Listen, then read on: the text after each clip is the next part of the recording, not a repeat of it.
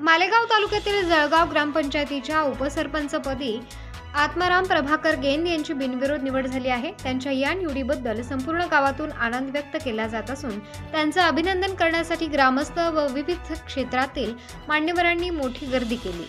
ग्रामपंचायत सदस्यांच्या एकमताने आणि पाठिंब्याने आत्माराम गेंद यांना ही जबाबदारी देण्यात आली। त्यांचे सामाजिक कार्य आणि ग्रामविकासातील योगदान पाहता त्यांच्या नेतृत्वाखाली गावाच्या सर्वांगीण विकासाला नवी दिशा मिळेल अशी ग्रामस्थांची अपेक्षा आहे।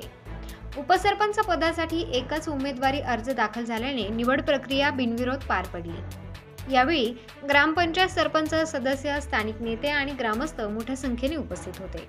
निवडीनंतर आपल्या मनोगतात आत्माराम गेंद यांनी गावाच्या सर्वांगीण विकासासाठी कटिबद्ध असल्याचे सांगितले।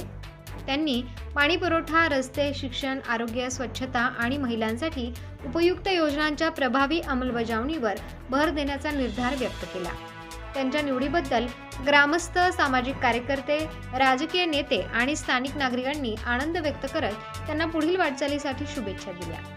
यावेळी ग्रामपंचायत सरपंच, उपसरपंच सदस्य तसेच गावातील प्रतिष्ठित नागरिक, विविध संघटनांचे पदाधिकारी आणि ग्रामस्थ मोठ्या संख्येने उपस्थित होते। आत्माराम प्रभाकर गेंद यांना उपसरपंच पदाची जबाबदारी मिळाल्याने जळगाव गावाच्या विकासास नवसंजीवनी मिळेल असा विश्वास ग्रामस्थांनी व्यक्त केला आहे।